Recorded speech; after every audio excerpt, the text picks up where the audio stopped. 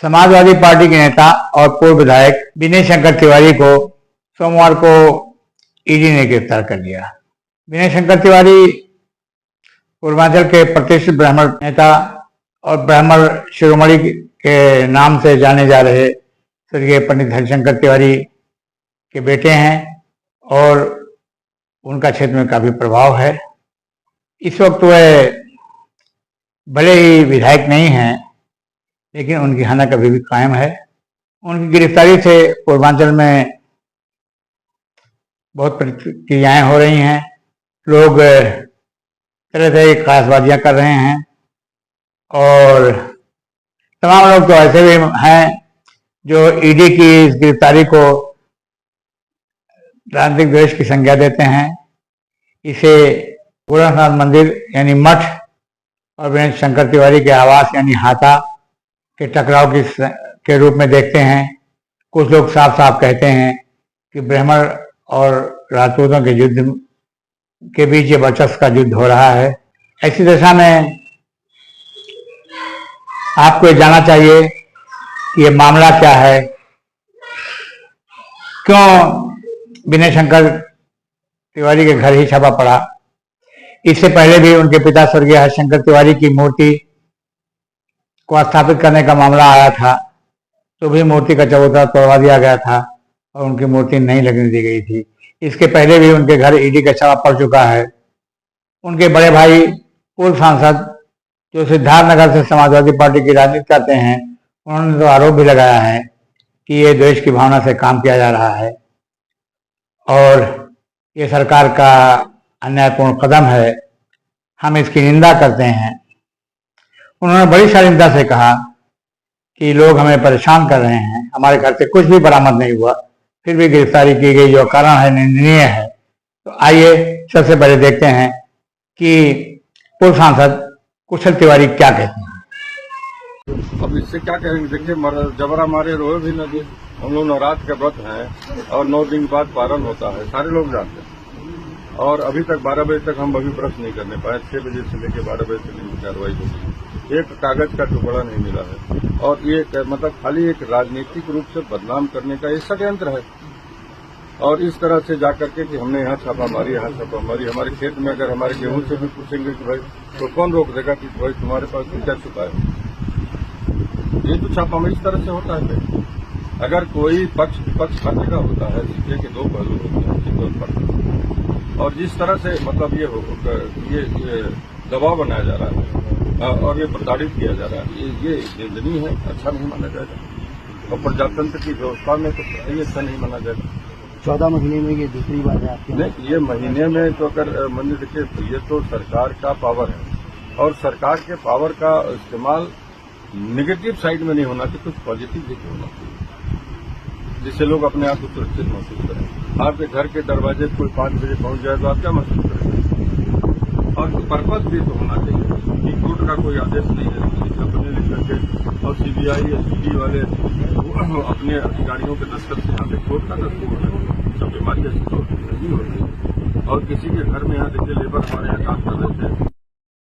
विनय शंकर तिवारी की गिरफ्तारी के बाद पूरे पूर्वांचल में तीखी प्रतिक्रिया हो रही है। खासकर ब्राह्मण समाज इसको लेकर काफी मुखर है और वो इसे ब्राह्मण बनाम राजपूत के मुद्दे से भी जोड़ के देख रहा है। ऐसे में हम आपको सुनाएंगे जनदर्शन भारत के द्वारा लिए गए इंटरव्यू की एक महत्वपूर्ण टिप्पणी। देखिए कि विनय शंकर तिवारी के समर्थक इस मामले में क्या कह रहे हैं, वह सरकार को किस तरीके से घेर रहे हैं और वह किस तरीके से दावे कर रहे हैं कि भ्रष्टाचार के मामले पर जहां लोग स्वच्छंद घूम रहे हैं, वहीं विनय शंकर तिवारी पर यह फर्जी केस दायर करके गिरफ्तारी की जा रही है। तो ऐसे लोग, उनके समर्थक उनकी गिरफ्तारी को लेकर क्या सोचते हैं, क्या आरोप लगाते हैं, सरकार को, खासकर उत्तर प्रदेश सरकार को किस तरीके से घेर रहे हैं, सुनिए उनके समर्थक द्वारा। तो मैं कहना चाहूंगा कि ये कौन लोग हैं, ये कौन लोग हैं, इनके घरों पे क्यों नहीं छापा पड़ रहा है। जो भ्रष्टाचार में आकंठ डूबे हुए हैं, इनके घरों पे क्यों नहीं छापा पड़ रहा है। ये क्या है, इनका कहां तक पहुंच है, तो इस पे भी तो छापा पड़ना चाहिए। लेकिन इन लोगों पे नहीं पड़ रहा। केवल विनय शंकर तिवारी ब्राह्मण होने के नाते और समाजवादी पार्टी का नेता होने के कारण उन्हीं के घरों पे छापा पड़ेगा। दोस्तों, आप सोचते होंगे कि ये पूरा मामला क्या है, विनय शंकर तिवारी गिरफ्तार क्यों किए गए।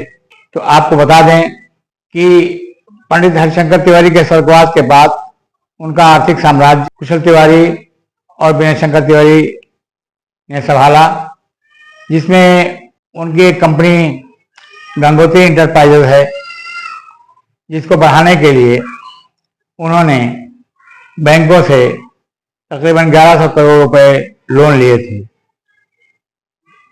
अब ईडी का ये मानना है, ईडी का यह आरोप है कि उस 1100 करोड़ रुपए में से लगभग 700 करोड़ रुपए जिस काम के लिए लोन लिया गया था उसमें ना खर्च करके धन को दूसरी तरफ डाइवर्ट कर दिया गया।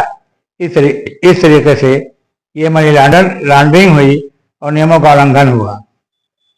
और इसी आरोप को लेकर के सीबीआई ईडी उनकी जांच कर रही है। हालांकि विनय शंकर के परिवार वालों का कहना है कि ईडी के बार बार के छापों में कोई दस्तावेज बरामद नहीं हुआ, कोई सबूत उनके पास नहीं आए। उनके बड़े भाई पूर्व सांसद कुशल तिवारी तो यहां तक कहते हैं कि कागज की एक चीज भी बरामद नहीं हुई, फिर भी उन्हें गिरफ्तार किया गया, जो अन्यायपूर्ण है। तो साथियों, आपसे इस वक्त तो विनय शंकर तिवारी जेल में हैं, वो अपने बारे में कुछ कह नहीं सकते, लेकिन पूर्वांचल में बड़ी तीखी प्रक्रिया हो रही है और लोग मान रहे हैं कि ब्राह्मण बनाम ठाकुर के वर्चस्व की लड़ाई है और इसका आने वाले दिनों में राजनीति पर बहुत गहरा असर पड़ेगा।